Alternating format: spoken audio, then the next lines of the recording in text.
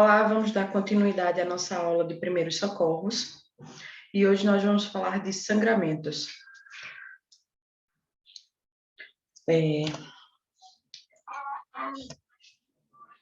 Primeiramente, vamos lembrar que hemorragias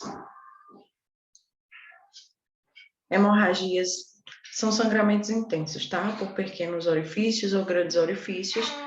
E nós temos três vias de sangramento. Nós temos aí a via arterial, a via venosa e os capilares. Nós temos aqui, de início, ó, via arterial, é sempre característico o sangue jorrando, tá? Sempre vamos identificar que foi uma artéria a causadora ali do sangramento intenso, porque o sangue vai sair em jatos, tá? Vai sair jorrando. Já pela via venosa, nós observamos que é um sangramento também, pode ser intenso, só que é um sangramento que ele não sai em jatos, eles correm. E os sangramentos de capilares, eles são causados por abrasões. A gente pode observar que é um sangramento não tão intenso, mas sim ainda há uma perda sanguínea. Não tão significativa, não tão urgente quanto a veia por veia venosa, nem pelas questões arteriais, tá? Os sangramentos arteriais são os mais importantes e mais urgentes, porque nós temos perdas sanguíneas maiores. Sangramentos venosos, dependendo da sua extensão, eles não podem ser negligenciados, tá? Tem que ser cuidados com a mesma atenção ou até mais atenção, dependendo da sua extensão, quanto os sangramentos arteriais.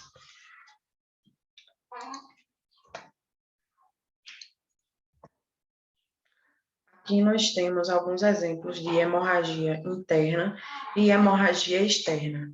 Elas são características pelas as situações. Aqui neste nosso paciente, ele tem uma lesão por cinto de segurança, tá? O cinto mal posicionado. E aí nós temos aqui, ó, sinais característicos de uma hemorragia interna. Outra característica que não pode ser visualizada, mas apalpada, sentida, seria o abdômen rígido, aquele abdômen em tábua, certo? E aqui nós temos um exemplo de hemorragia externa, no qual a gente pode visualizar a quantidade de sangue perdida pelo nosso paciente. Aqui a gente não tem como quantificar, tá? Mas a gente pode supor um abdômen rígido, já é uma hemorragia intensa, e também o paciente começa a apresentar características sistêmicas, taquicardia, pulso filiforme, tá? Hipotensão, são algumas das características que nós observamos nos nossos pacientes com hemorragias. E aí, aqui, ó, a gente tem como... Aqui a gente tem como caracterizar um pouco. Suspeitar de hemorragias, a gente tem aí em relação à caixa torácica. Espera aí, gente, só um minutinho. Só um minutinho. Estava travando um pouquinho, mas já organizei. Vamos dar continuidade. Hemorragias internas, o tratamento intra-hospitalar. Quando chega no hospital para a gente, o que é que nós podemos suspeitar? O paciente está aí com o pulso, ele está taquicárdico, está com dispneia, diminuição da perfusão. Então, nós temos que desconfiar aí. Ou hemorragias no abdômen, trauma no abdômen, por laceração de vísceras. Na caixa torácica, observar a respiração deste paciente, se ele tem expansão pulmonar, tá? E em ossos longos, a gente pode observar fazendo perfusão. Aquela perfusão distal que a gente aprende lá no APH, nos cursos de APH, de primeiros socorros, observar, faz a compressão, quando solta 1001, 1002, para que volte à coloração normal, tá? Sinais e sintomas de choque hipovolêmico, taquicardia, taquipneia, diminuição da perfusão periférica. Taquicardia nós podemos identificar ali no pulso, pulso acelerado, um pulso fino acelerado. Taquipneia, a respiração do paciente bem acelerada e descompassada, tá? Aquele paciente que... Tá bom? E a diminuição da perfusão, quando a gente fizer a compressão ali no leito inguinal da mão, ou então compressão um pouco antes do leito, e observar a coloração. Passar o slide. E aí, nos primeiros socorros, o que é que a gente pode fazer com esses pacientes? Tanto adulto quanto criança, compressão direta, tá? Compressão direta. O PHTLS, na 7ª edição, não traz mais a elevação do membro, não se vê mais tantos resultados. A ideia realmente é fazer a compressão na artéria mais próxima. Então, se a gente tem um corte no pulso, ó, hoje mesmo eu me queimei aqui, vamos supor, né? E aí eu vou fazer minha compressão anterior ao sangramento, no pulso mais próximo. E aí, a utilização de torniquete. Nas minhas observações aqui para o uso do torniquete, é você utilizar aqui, ó, por exemplo, ele tem aí uma espessura de pelo menos 4 dedos para fazer essa compressão. Então, não é indicado fita, fio, tiras finas para fazer essa compressão. Teria que ser uma tira mais larga para que a gente não cause danos aos tecidos. Cadê? Olha aqui, essa observação eu acho bem interessante, principalmente para primeiros socorros, no qual a gente chega ali no primeiro atendimento para o paciente e não tem nada. Aqui, ó, um pedaço de pano, ou então de compressa, ou pode ser utilizado uma toalha, para que a gente possa fazer a compressão aqui na artéria, tá? Na artéria braquial, posiciona, faz o cruzamento com o tecido maior e apertar aí, como exemplo, a gente tem um graveto. Tá? Ó, o torniquete, ele pode ficar de 60 a 120 minutos sem prejuízo algum para o membro, tá? É importante anotar a hora que o torniquete foi instalado para que a gente tenha esse controle, para quando chegar na unidade hospitalar, o ortopedista, o médico plantonista da emergência possa fazer a avaliação, se está no momento de soltar o torniquete, quais são os nossos próximos cuidados, para que o pessoal do intra-hospitalar tenha como tratar. Para amputação de membro, tá? Aqui, ó, para amputação de membro, primeira escolha vai ser sempre o torniquete, tá? Fazer a aplicação ali. Ah, Scarlett, eu não tive a perca do membro, eu tenho um esmagamento.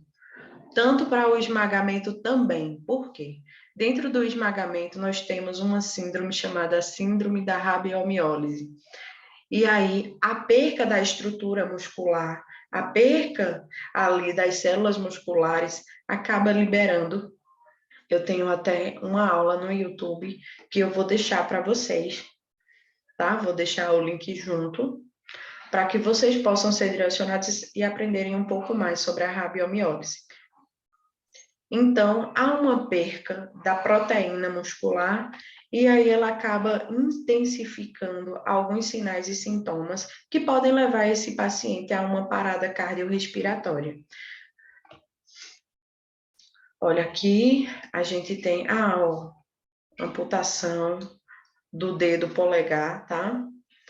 E do dedo indicador. E aí também o tratamento seria o torniquete, para que haja o estancamento desse sangramento e que a gente possa direcionar esse paciente para a unidade hospitalar, de lá ele ser encaminhado para a unidade de tratamento para as mãos, neste caso de cá, né? Para fazer o reimplante, principalmente se a gente tiver ainda contato com um membro que foi perdido.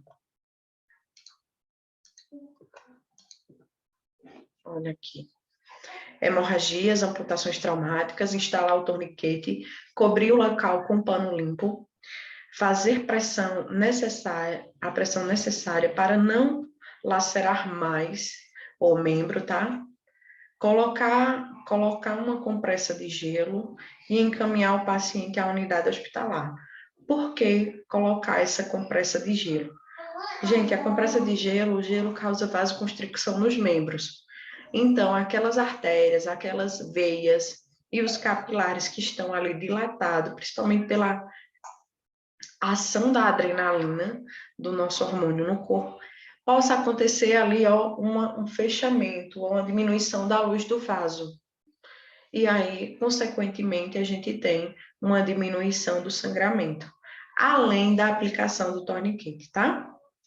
Em relação aos cuidados aqui com o membro, não colocar o membro diretamente no gelo, porque o gelo queima e a gente vai acabar lesionando mais o membro que foi amputado, tá? Então, é importante que mesmo que a gente coloque o membro dentro de um ambiente frio, ele esteja protegido, ou por um pano fino, ou por uma sacola plástica, que é mais acessível, mais indicado ali dentro do atendimento pré-hospitalar. Fazer a limpeza, tá, do membro. Se está cheio de sujeira, sujidades, terra, areia, gravetos, a gente tentar fazer a limpeza daquele membro para conservar ele livre de infecções. Claro que dentro da unidade hospitalar nós vamos precisar fazer alguns outros tratamentos, o membro não vai ser implantado daquela maneira, mas a gente precisa minimizar os riscos, tá? Aí aqui, ó, nas nossas observações, caso haja amputação total, enrolar o mesmo em um saco plástico, no caso, um membro amputado, em um saco plástico limpo e colocar imerso em uma caixa de gelo. Jamais, jamais colocar o membro diretamente em contato com o gelo, tá? Porque o gelo queima e aí pode danificar nosso membro. Bem comum nas escolas ou então em casa, é a rinorragia ou a epistaxe, que é um sangramento nasal. É muito comum em crianças menores de 10 anos, tá? Principalmente porque quando eleva a pressão ali, ou então por estar correndo muito tempo, alguma coisa, acontece esse sangramento. Os capilares são bem pequenininhos. Acontecendo esse sangramento, o que é que a gente vai fazer? Fazer compressão direta com o pano, tá? A gente faz a compressão aqui, ó. Faz a compressão, não precisa levantar a cabeça.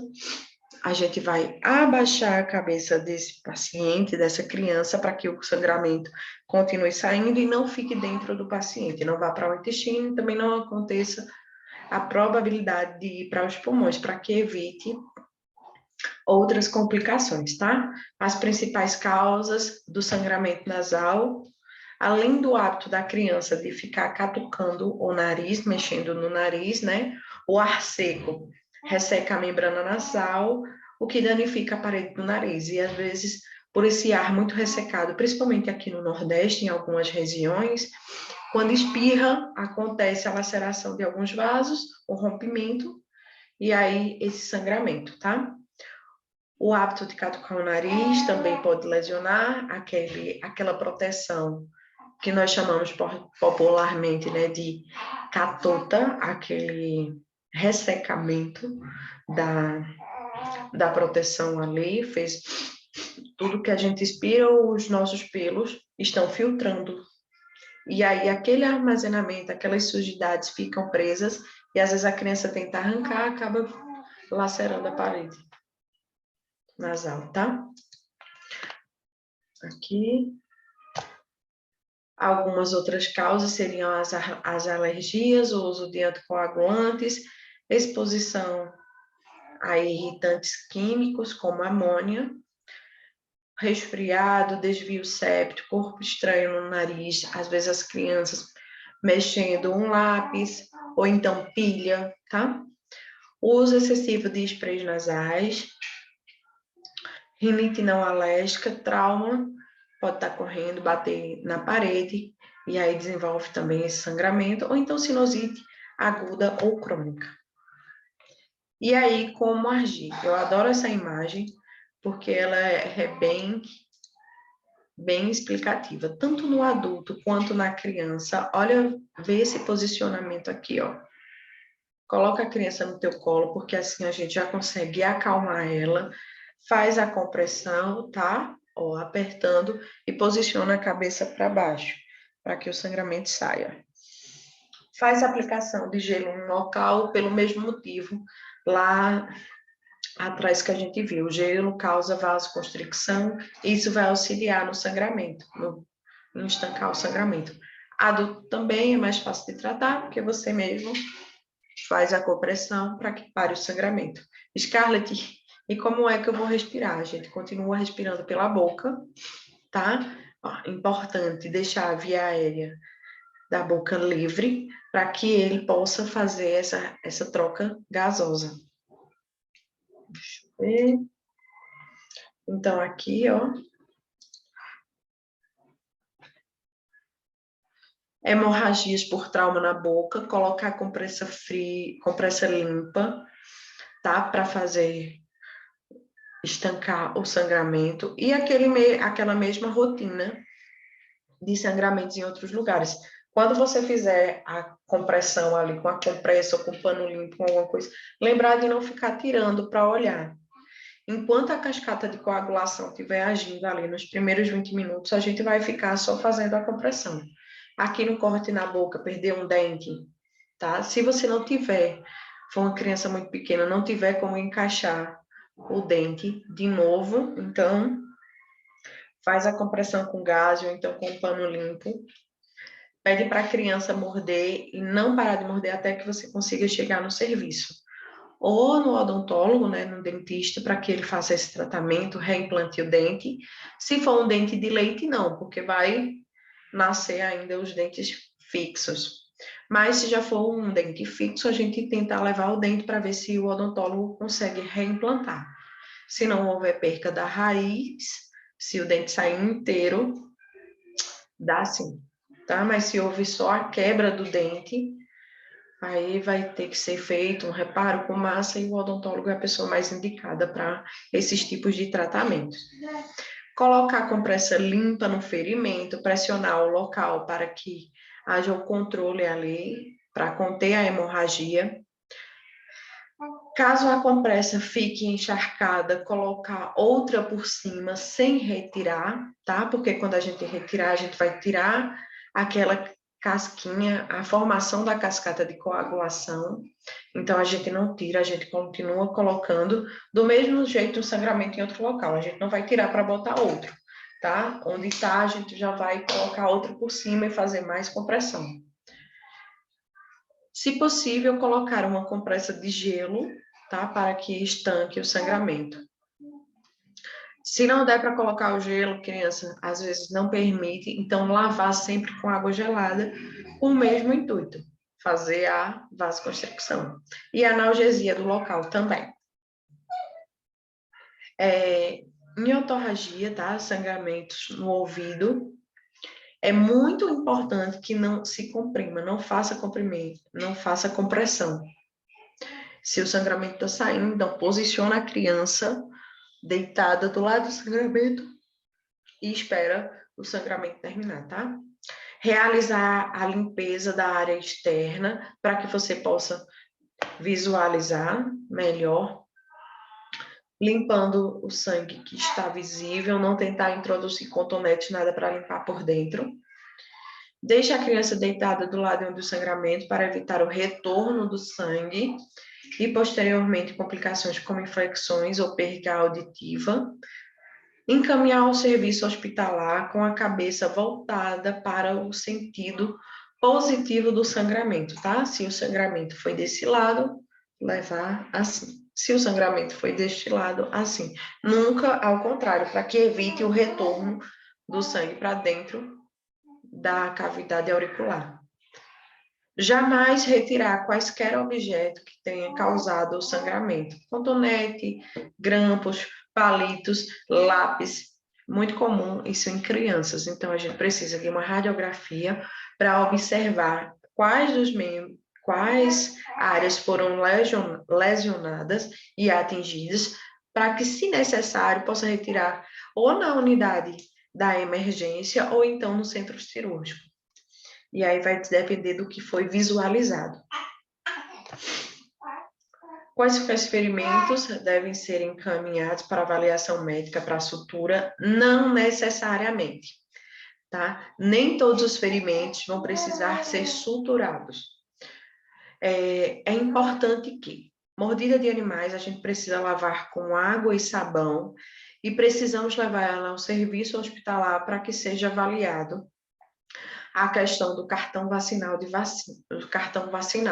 Saber se as vacinas estão em dias, há quanto tempo foram realizadas, e se for o caso, realizar novamente o esquema vacinal ou iniciar o esquema vacinal. Principalmente animais aí, cachorros, que a gente não sabe se tomou vacina contra raiva, difteria, e aí a vítima precisa de tratamento também em relação à tétano, tá? E aí a gente leva essa criança ou esse adulto para o serviço hospitalar. Já ali no primeiro momento, em mordidas de animais, gato, cachorro, rato, morcego, lavar o local com água e sabão. Tá? Lesões por objetos perfurantes ou cortantes que fiquem presos em contato com o corpo. Nunca retirar sem uma avaliação médica. O que é que acontece às vezes dentro das escolas? Criança brincando com lápis, acontece de perfurar, transfixar um membro do outro coleguinha da mão, então a gente não tira. Daquela maneira eu vou fazer a imobilização e vou transferir essa criança para a unidade hospitalar para que o médico possa avaliar. Se houve ali perca de tendão, se foi atingida alguma artéria, porque se a gente tira e estava ali pressionando, comprimindo alguma artéria, se essa criança não estava com uma hemorragia, agora que eu fiz a retirada, vai ter, tá? Precisamos levar sempre sangramentos incontroláveis. Pacientes diabéticos também precisam ser avaliados. E uma observação que eu trouxe aqui, ó, para vocês, que suturas devem ser realizadas até 6 horas ou 12 horas após a lesão. Interessante, até 6 horas. Antes que haja ali que se inicie ali o processo de cicatrização, tá? Porque senão depois fica a cicatriz e vai ficar aquela cicatriz um pouco maior.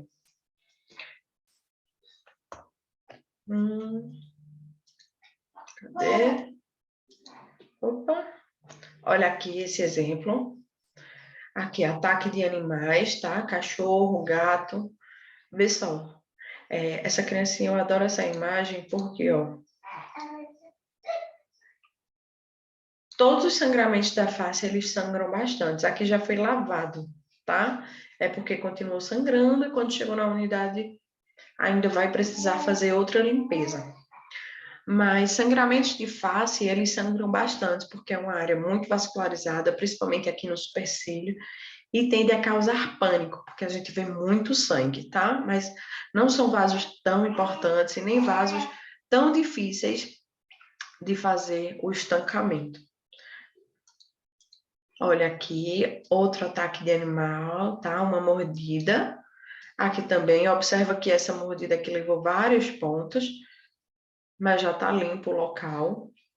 Por isso que você pode ajudar. A boca do animal é muito suja.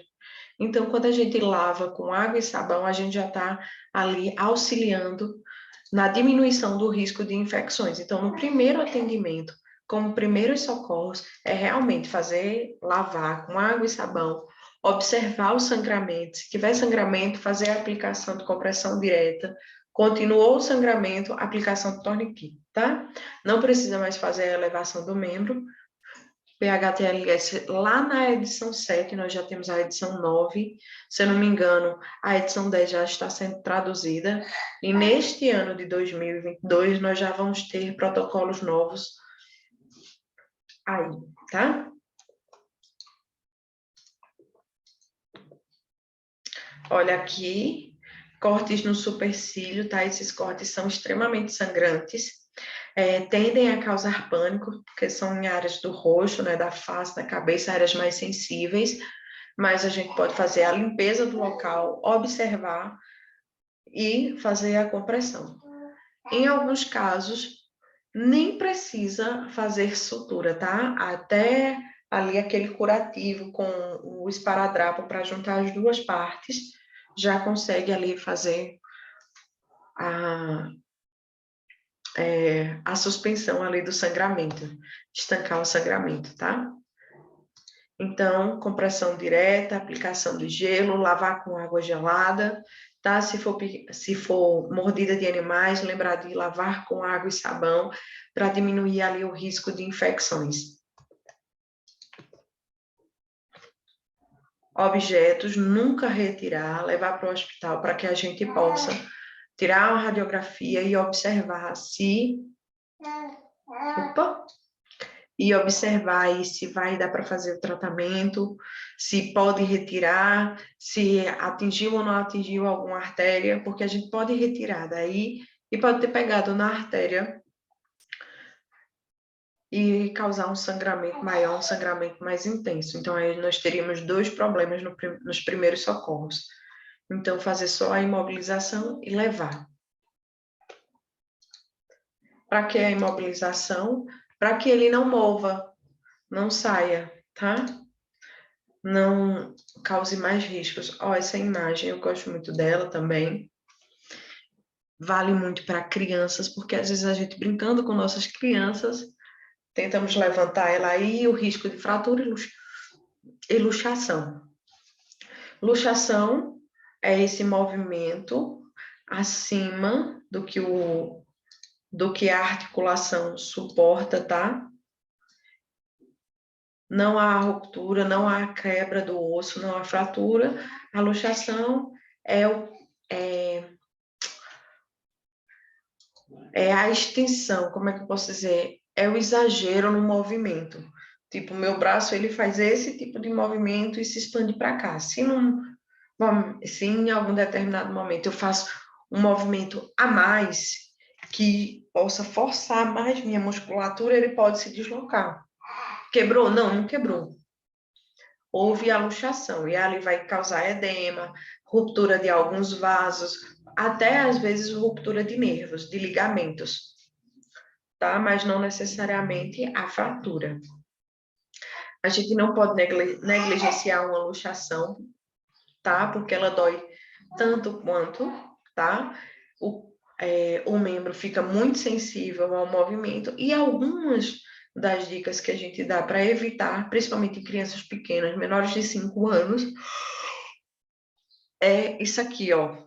Evitar estar levantando ela com o membro só puxando, tá? Olha aqui, outro exemplo, a gente adora brincar com as nossas crianças, mas tem que evitar esse tipo de movimento. A mamãe ou o papai andando com a criança, ó, tá? Opa! Cadê minha tela? Saiu aqui. Gente, deixa eu tentar diminuir aqui a minha tela. Acabou saindo. Bem, agora saiu a minha imagem para vocês, mas vamos continuar, porque vocês têm o áudio e aqui realmente eu quero que vocês visualizem. Tá?